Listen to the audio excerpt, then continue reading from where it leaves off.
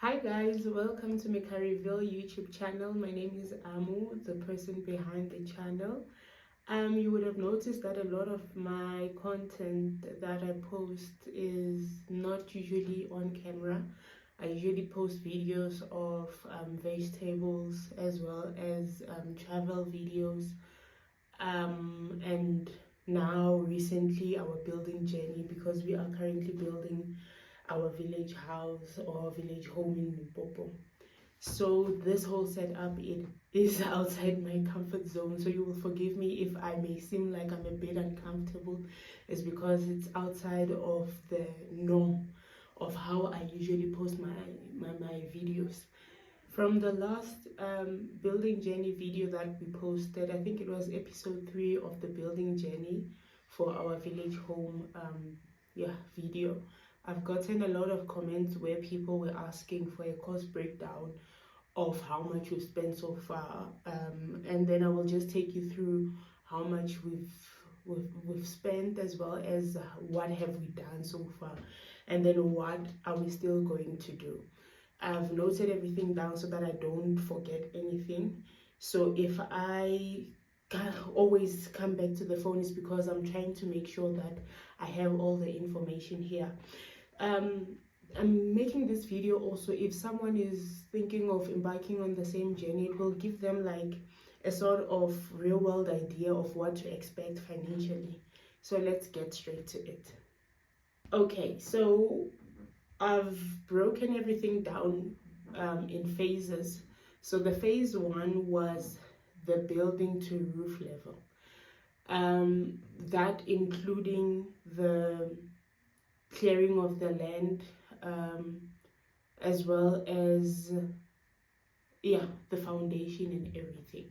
What we've done so far, we are building a bachelor pad before we move to the main project.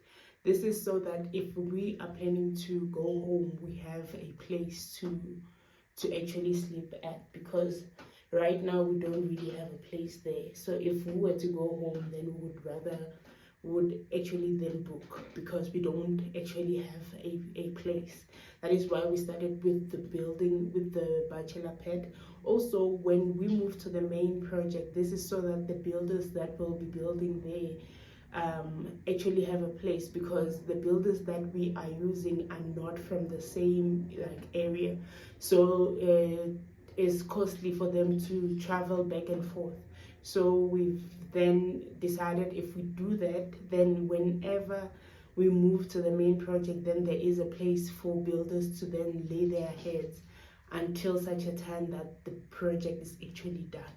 So phase 1, starting with the TLB site clearance, you would have seen the video. I posted a video of that. The quality was not so good because I was not home to take that content myself.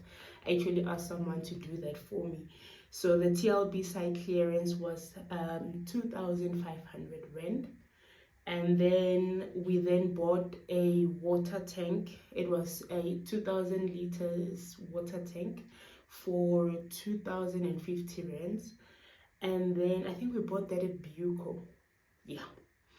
And then we also made use of the local guy who usually supplies water, to supply the water for us into the tank, as well as we had like big drums for water, where there was a guy who was also assisting us with the water supply there.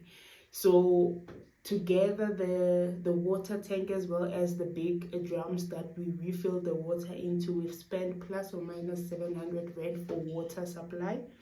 And then we moved over to the material for the building. We bought 12 pallets of bricks initially for 12,780, and then we bought 3 door frames for 750, and then we also bought 3 large window frames for 2,400 rand, and then bathroom frame for 215 because it's a small one, and then the kitchen door frame no, the kitchen window frame for 230. And then we also bought lintels, different sizes, because they were for the doors as well as the windows, so different sizes, but all in all 10 lintels. It was 1,600.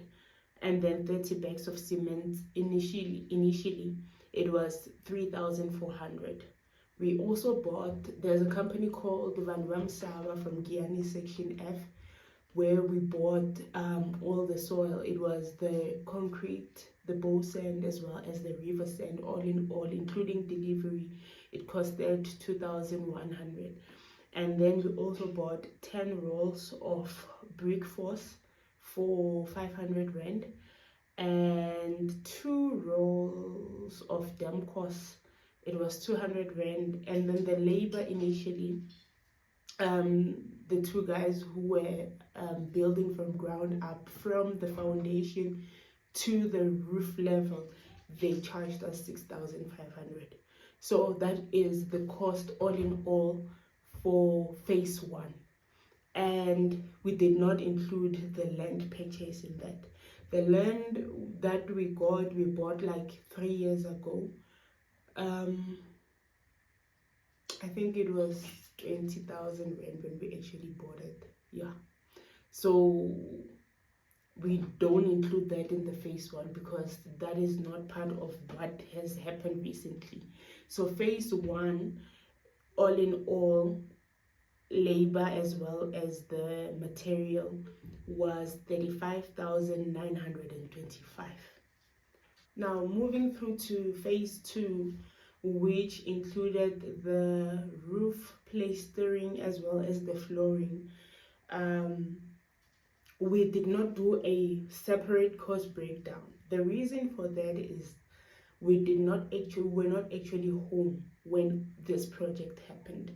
We were sending money from Gauteng, so we could not like put everything on an Excel spreadsheet and then like do a cost breakdown and then we the ones doing the runarounds. For phase 1, yes, we were. Actually, my husband was, because he actually went home for the phase 1 to commerce, and also just for one of us to be there when the actual first project started. So he went home for that. But for phase 2, we were not home. Obviously, had to come back for work reasons, and the traveling back and forth can be so costly. If you are living in Gauteng and the project is in Limpopo, it's quite a lot of money to be doing the traveling ups and downs.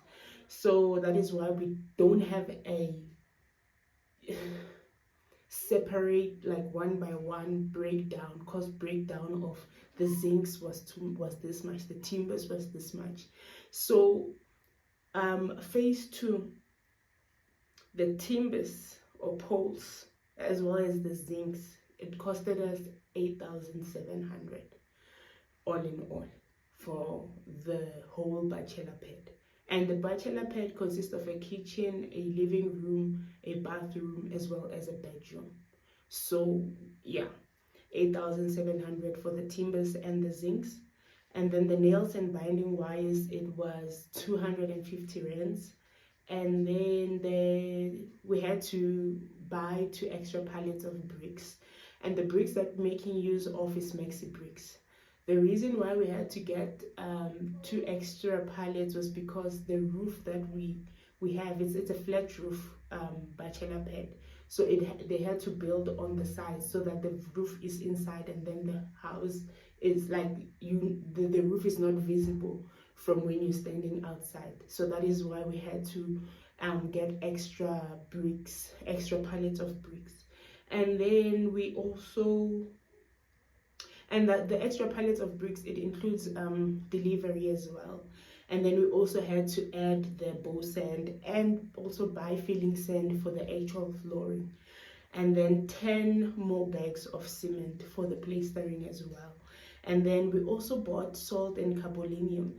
The reason for that is for the termites, to treat the termites, because we were actually not home to do the runarounds for the actual treatment of the termites. So at that point, we just had to go with what is the best solution at this point, because we are not there to actually go and look around at the shops, and the people that were assisting us actually have to go to work. So that is why we had to resort to the salt and capolinium from the advice of the builders. And then the labor for the roofing, the flooring, as well as the plastering, it costed, and the plastering inside and outside, it costed 12,000 all in all. So our phase 2 then added up to 26,650. So when we're looking at that, the overall of what we've done so far, because we have not installed the doors, we've not installed the actual windows, the tiles, yeah.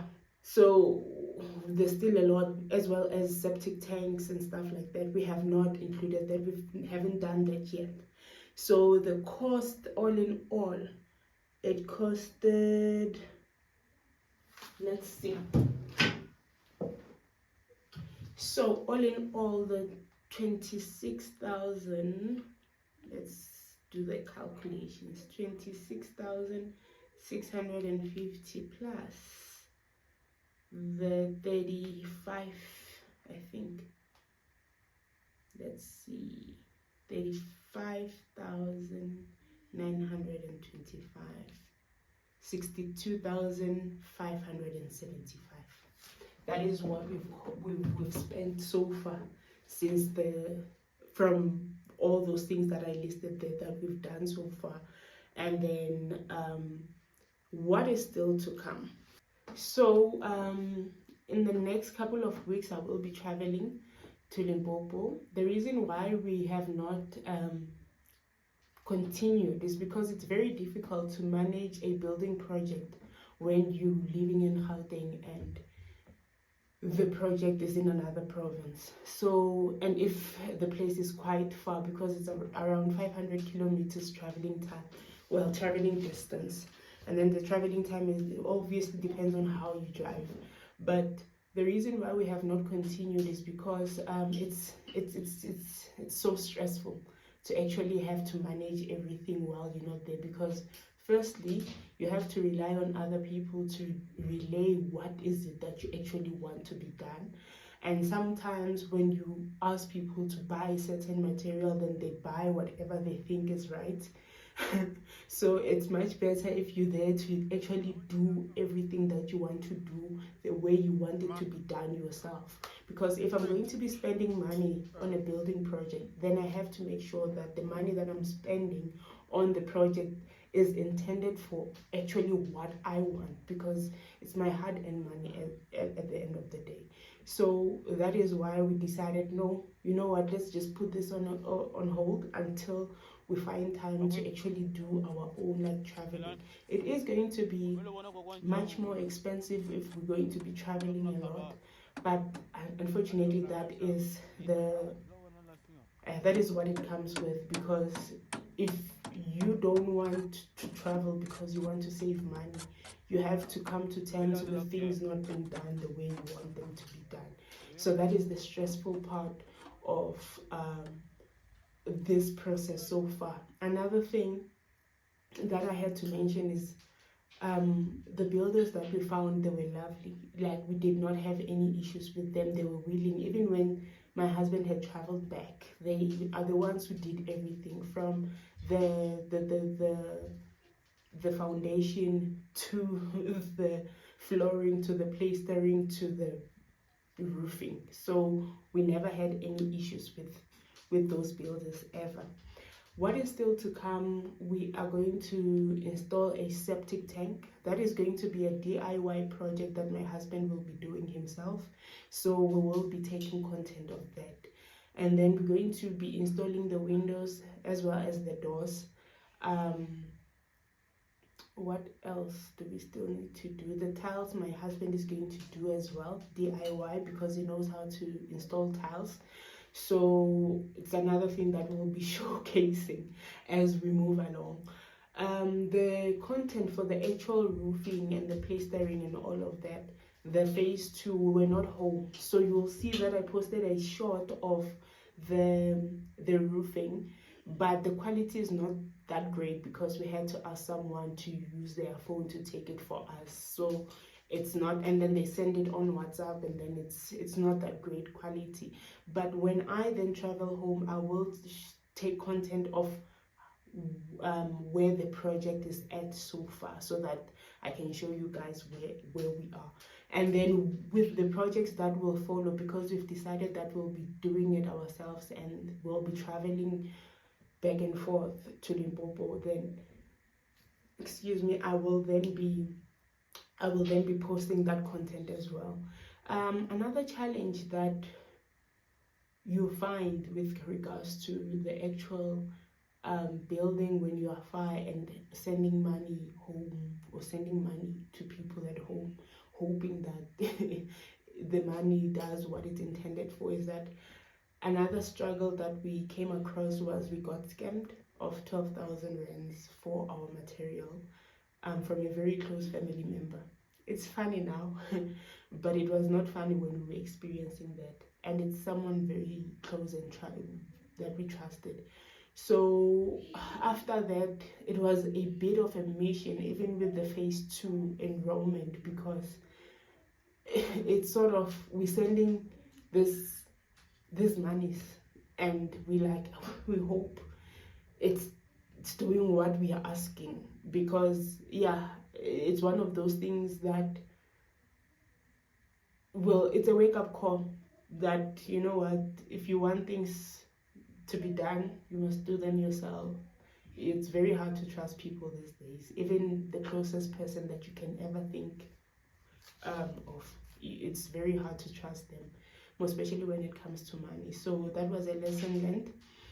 So the traveling is going to be costly, but it is unfortunately the price to pay when you really want to complete a project such as this. And then when we are done with the entire bachelor pad, that is when we will be moving to the main project. The main reason for this is because of we want to retire early and move back home, and we want to create another home for our kids, because we have a home in Gauteng, and then we also want that village home where things are not as expensive as they are in Gauteng, and also as backup. I mean, if things happen in Gauteng and maybe, God forbid, we lost our jobs and stuff, at least we have a home there that is fully paid off, not even fully paid off, where we're not paying any rates, taxes, and all of that, because it's in a village.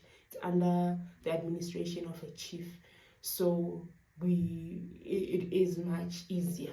Life is much easier in a setup like that, where you're not paying any bond repayments, where you're not paying any rates and taxes and all of that. So it makes life pretty much, it gives that breathing room. Yeah, I think I've said a mouthful. If there's anything that I missed, or if there's anything that you want me to touch on in regards to what I've outlined, you are welcome to leave the comment and just tell me how I did for my first on-camera interaction, because I don't usually do this. I don't know, I'm not yet comfortable, but I wanted to do this video because a lot of people on the previous video were actually asking me to do a cost breakdown, and I hope it really helped to those people, and it really helps even people who want to embark on the same journey that we are currently on.